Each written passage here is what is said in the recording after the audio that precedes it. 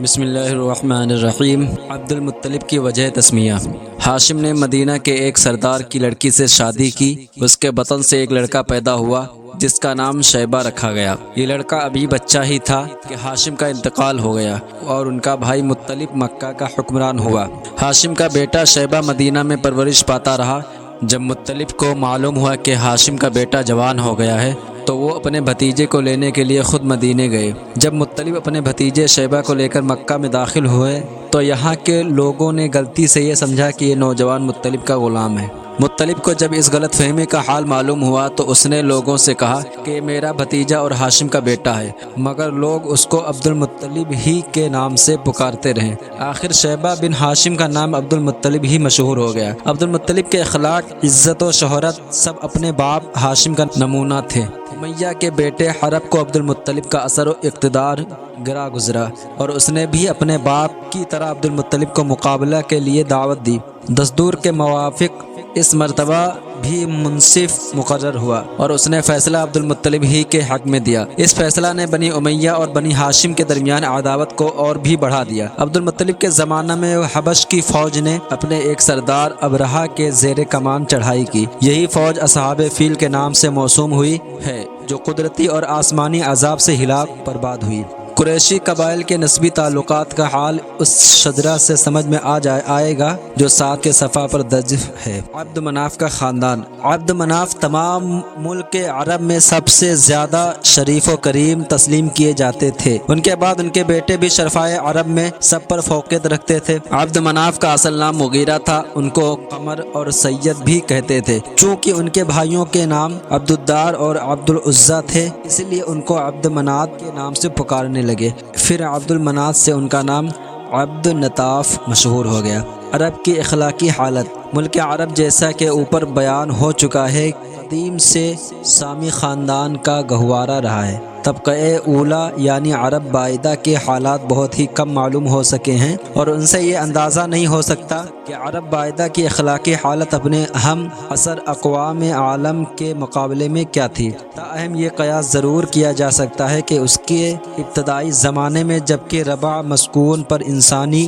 آبادی نفوس کے اعتبار سے بہت کم ہوگی، عموماً سب کے اخلاقی حالت ایک ہی درجہ کی ہوگی۔ بنی اسماعیل علیہ السلام کے عروج و ترقی سے پیشتر اور عرب بائدہ کے بعد قحطانی عربوں کے دور دورہ میں عرب کے اندر بہت سی حکومتوں اور سلطنتوں کا پتہ چلتا ہے، لیکن کسی زمانہ میں بھی کوئی سلطنت تمام ملک عرب پر قابض و متصرف نہیں ہوئی۔ صوبہ صوبہ میں علیحدہ حکومتیں قائم تھیں اور ان میں بعض زیادہ مشہور بھی تھیں۔ تاہم ملک کے اندر آزاد گروہ خانہ بدوشی کے عالم میں اونٹوں پر اپنے خیمے اور چھولداریاں لادے ہوئے سفر کرتے اور پھرتے ہوئے دیکھے جاتے رہے ہیں۔ سبزہ پانی ضرورت زندگی کی نایابی نے اہل عرب کو ہمیشہ آوارہ، سرگردہ اور اس مدامی سفر نے ان کو ہمیشہ جفاکش اور مستعد رکھا۔ ضروریات زندگی کی کمی نے ان کے تمدن کو ترقی کرنے نہیں دی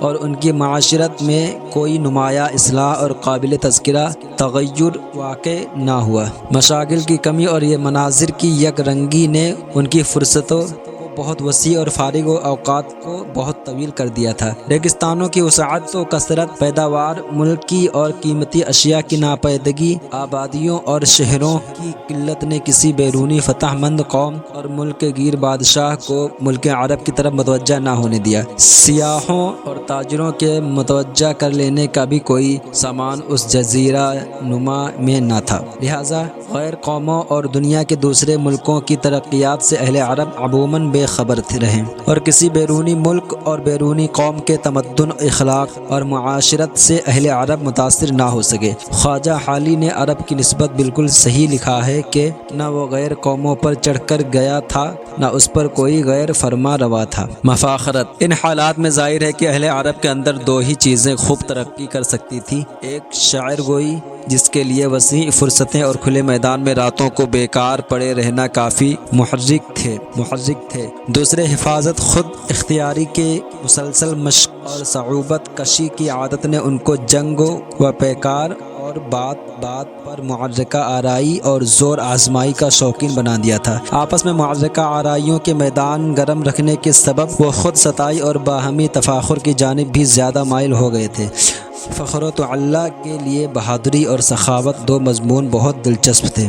بیکاری اور شاعری نے ان کو عشق بازی اور ان کے امراء کو شراب خوری کی طرف بھی متوجہ کر دیا تھا۔ بہادری اور سخاوت نے ان کو اعلیٰ درجہ کا مہمان نواز اور قول و قرار کا پکا بنا کر مستحق تکریم بنا دیا تھا۔ جواں، تیر اندازی، مشاعرے، مفاخرت، مسابقت وغیرہ ان کے دل بہلانے کے مشاغل تھے۔ غرض کہ عرب والوں کے اخلاق ملک عرب اور اس کی آب و ہوا نے بے ساختہ طور پر مرتب کر دیے تھے۔ عرب باعثہ کی طرف حضرت ہود علیہ السلام، حضرت صالح علیہ السلام وغیرہ کئی نبی مبعوث ہوئے، اور ان انبیاء کی نافرمانی کا نتیجہ یہ ہوا کہ وہ تمام طبقہ ہلاک و برباد ہوا۔ دوسرے طبقہ یعنی قحطانی عربوں کی طرف بھی بعض ہادی مبعوث ہوئے، اور اہل عرب بہت کم ان کی طرف متوجہ ہو سکے۔ چنانچہ نافرمانیوں اور سرکشیوں کی برداشت میں بار بار ان پر بھی ہلاکتیں وارد ہوئیں۔